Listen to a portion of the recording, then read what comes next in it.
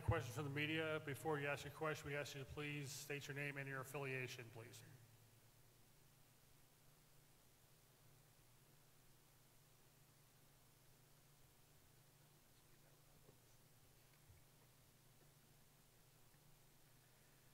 Any questions from anybody?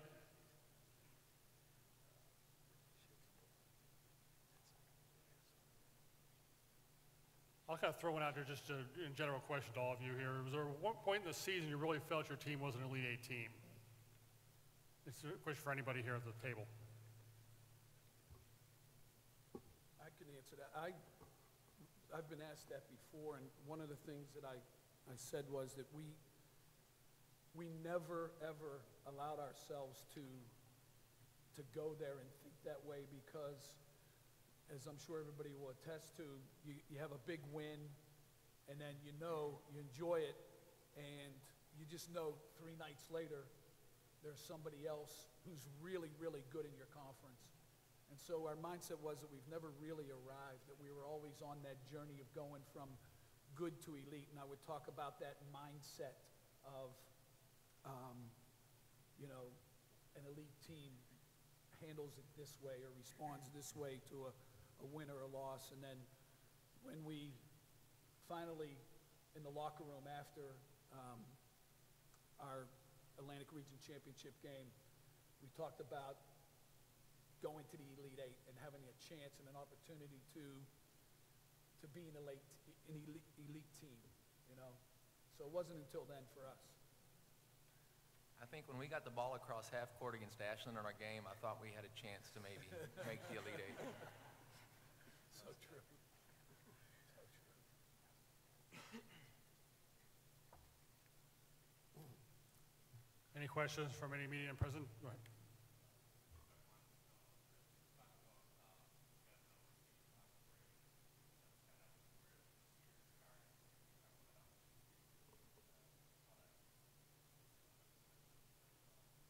For sure. Doug is referencing we took a trip overseas last spring. We were fortunate enough to go to Portugal and Spain and play some basketball and really have an amazing experience. And it did exactly what you want those trips to do in terms of chemistry.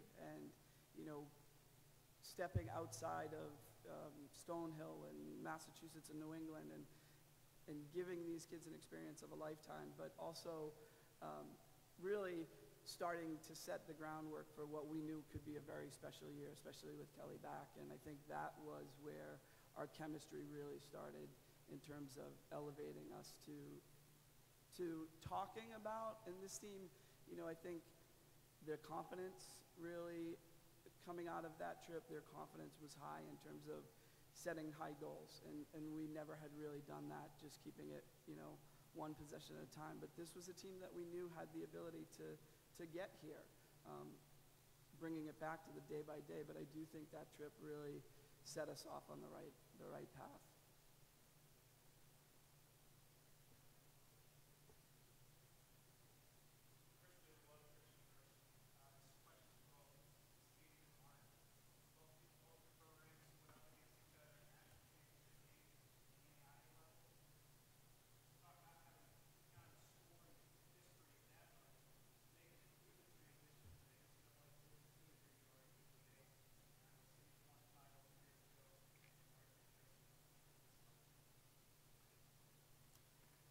It's just really neat to see, you see on this table, just not only good coaches, but just great people. I know 7 of them. I don't know, I'm not going to say anything about myself, but just good people. And they do things well.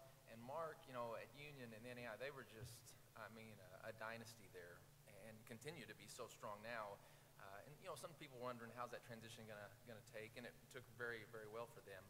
And they beat our brains out, in the national championship game a long time ago, which they did to a lot of teams. But to see them do it well and do it right, and then that success has continued lately. And when we found out they were going to be hosting the region this year, I was excited. We've talked all through the year and just maintained a relationship over the years. And, he's an example to me.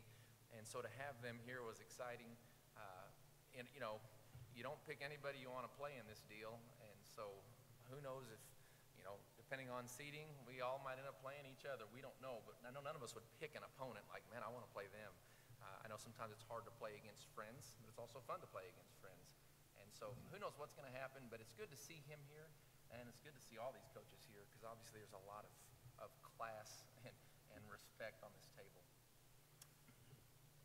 The biggest thing for me in the transition, to say the same thing about Steve, is when you respect somebody at all levels, whether it's just coaching or his relationship with his wife, his family, all those things, it's a cool thing to be able to do that together in the profession. The biggest thing for me is, I told Robin a few minutes ago, I'm dead tired. I'm tired in a way I've never been tired.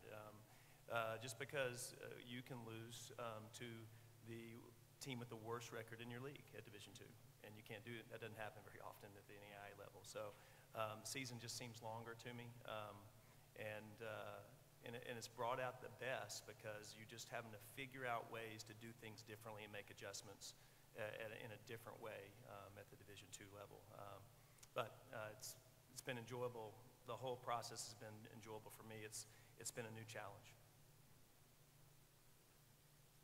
Any additional questions from the media and president? We got one in the back here.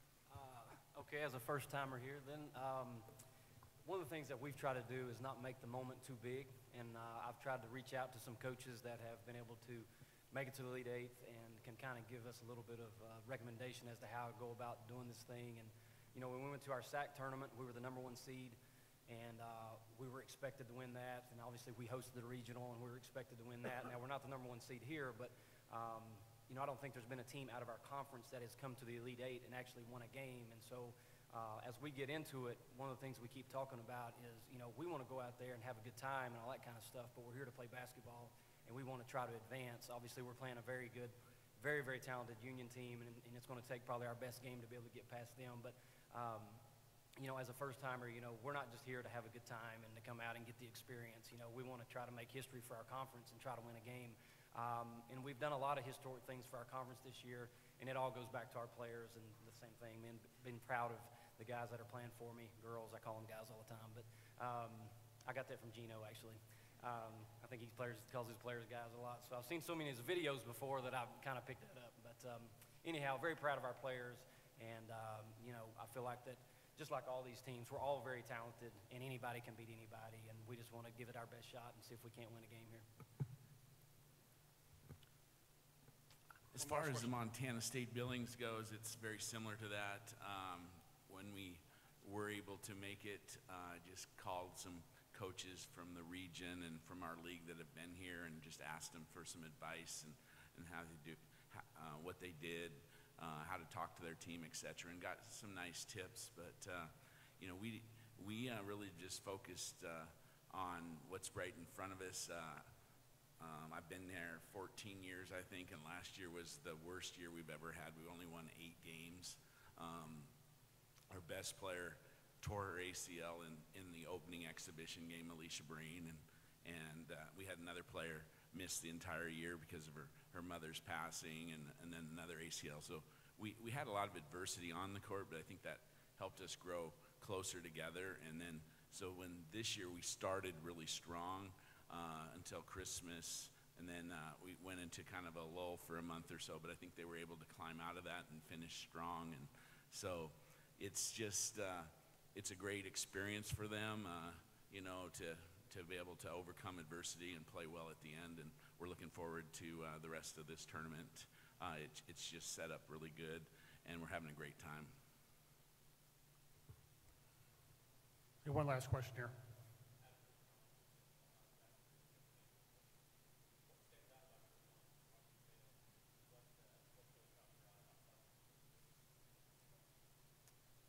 There's multiple things. I think when you play teams, matchups are important. They have 2 players at 2 positions that are as good at those positions that we've played, and they have the best offensive rebounding guard that I've ever seen in 19 years. And so that matchup, you know, I watch them play in the regional, watch them play in the conference. Everybody knows this, and she's still getting almost 6 offensive rebounds a game from a guard position.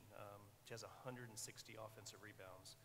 I've never heard of that before from a guard. So the speed in which they play, assist-to-turnover ratio is phenomenal. There's not a bad stat on the offensive end at all, and so to me, we've got to play really well offensively and defend in a way that we didn't have to in our league. We're leading our league at around 80 points a game, and they're averaging 92, so that's going to be very difficult, and they might shoot bad. You never know. I mean, the same thing back to Coach Campbell and Union. We sit down to watch the film, and they just present a lot of problems for us that we haven't seen before. I mean, they've got one of the top scoring guards in the country, Shumpert, is that how you pronounce it? Yeah, number 25, 24.1 points a game. Got kids that have made over 100 threes on the year, and they've actually made more threes than us. I believe we're at 341, we're at like 312. So we don't ever see that. Obviously, we all live off synergy, and we look at our stats a lot, and we're grayed out excellent offensively on just about every category, and so does Union. So, obviously it's going to be a challenge for us. Their point guard is super quick, super athletic, and they've got three-point shooters all around the perimeter. But then again, outside of that, they've got post play too, that they can throw it inside. So, I've stayed up a lot of nights here lately trying to figure out how we're going to guard these guys. And it may come down to maybe we just got to try to outscore them, and maybe it's going to go both ways. We try to outscore each other, because I think it's going to be hard to stop them for sure. Okay, before we open the room for one-on-one interviews, I'd like to introduce Danielle Donahue, the Executive Director of the Women's Basketball Coaches Association, for the announcement of this year's All-America team for NCAA Division II. I'm going to put our champion right up here so everybody can get a good shot of her. And before I begin my remarks, I do want to compliment every coach that is on this panel. I am so proud of all of you, not only for the way in which you compete, but your character. And I think this room has seen the depth and the care that these leaders embody for their student athletes. And I'm so proud of them. The WBCA is so proud of each and every one of them. The WBCA has always stood for and continues to stand for the way in which our coaches build future leaders. And all of these coaches are certainly wonderful examples, and they are building our future leaders. So thank you for who you are. Okay, well, I'm Danielle Donahue, Executive Director of the WBCA, and I'm pleased to join you to announce our 2018 WBCA National Awards. We will begin by congratulating the 2018 WBCA NCAA Division II Coaches All-America Team. Great Lakes Valley Conference Player of the Year and 3-time first-team All-Conference Player from Lewis, Jessica Kelleher. 3-time Great Midwest Athletic Conference Player of the Year from Ursuline, Laney Lewis. Great Northwest Athletic Conference Player of the Year and Conference Championship Most Valuable Player from Montana State Billings, Alicia Breen. And many of us can clap. I know some of these ladies are represented here by their institutions, certainly. These are tremendous honors, so congratulations to all of our individual award winners.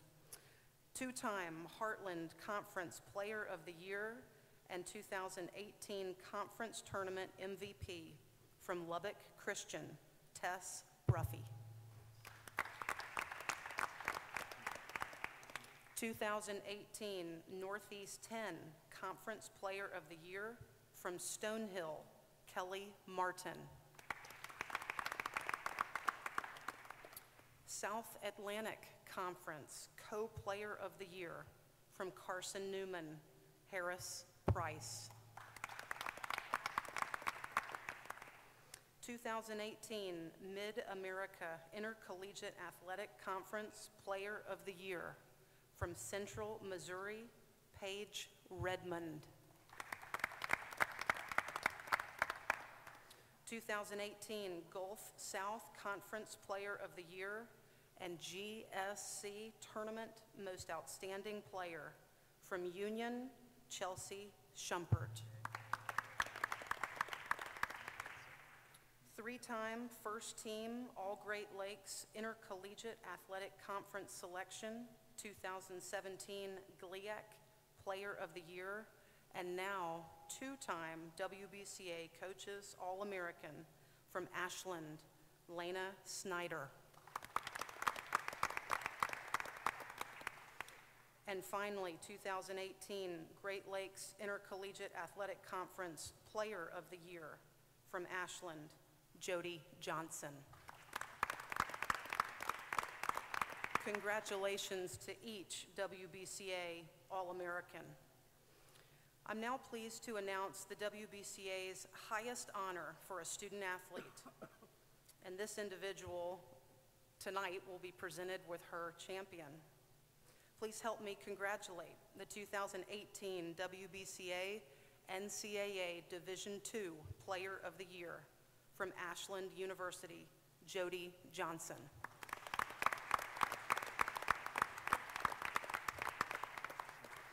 Two seasons ago, the WBCA began honoring assistant coaches who are vital in helping great basketball programs reach their potential. I'm pleased to announce the 2018 WBCA NCAA Division II Assistant Coach of the Year, Shayna Afoa of the University of Alaska, Anchorage.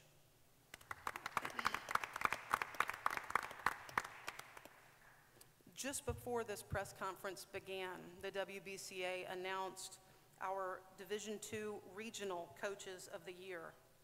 I'm pleased to acknowledge that 6 out of the 8 of them are sitting right next to me.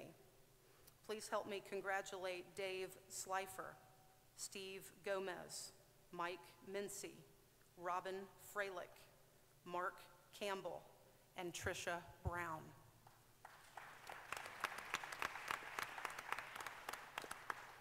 And for our final award, the Pat Summitt Trophy, the WBCA's highest competitive honor to an active coach. I'm pleased to announce the 2018 United States Marine Corps WBCA Division II Coach of the Year is awarded to a coach who has led her squad to a record of 34-0 this season.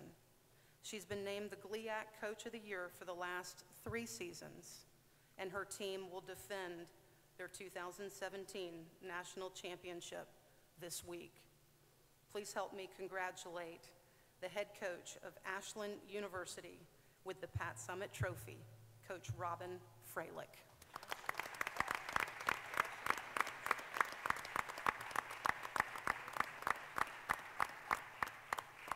On behalf of the WBCA, good luck this week.